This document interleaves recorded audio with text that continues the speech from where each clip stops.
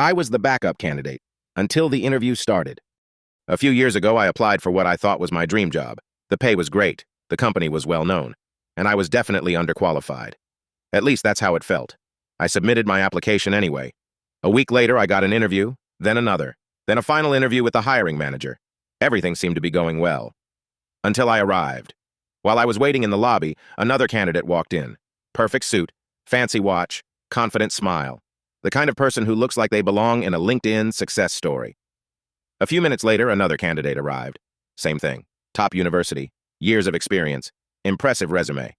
Meanwhile, I was sitting there wondering why they even invited me. One of the recruiters accidentally left a document on the reception desk. I wasn't trying to snoop, but my name was visible. Next to it was a small note. Backup candidate. My stomach dropped. Backup candidate. In other words, they already had people they preferred. I was just there in case the others didn't work out. For a second, I considered leaving. Then I thought, well, I'm already here. So I walked into the interview with absolutely nothing to lose, and that changed everything. Instead of trying to sound impressive, I was honest. When they asked about my weaknesses, I gave real answers. When I didn't know something, I admitted it. When they asked how I'd handled difficult situations, I talked about actual experiences instead of textbook responses. The interview ended up feeling more like a conversation than an interrogation. A week passed, then another. No response. I assumed I hadn't gotten the job. Then my phone rang. It was the hiring manager. The first thing he said was, "You're probably surprised we're calling." He wasn't wrong.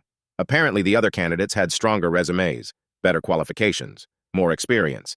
But during the interviews, they mostly talked about themselves. Meanwhile, I'd spent most of the conversation discussing how I'd solve problems and work with the team. The hiring manager told me something I'll never forget. Skills can be taught. Attitude is harder to teach. Then he offered me the job. I accepted immediately. Months later, after I'd settled in, I finally asked about the note I'd seen. The manager laughed. Apparently, I really was the backup candidate. At first. But by the end of the interview process, I wasn't. And that's when I learned something important. Sometimes you're not competing against other people's resumes. You're competing against how they perform when it actually matters.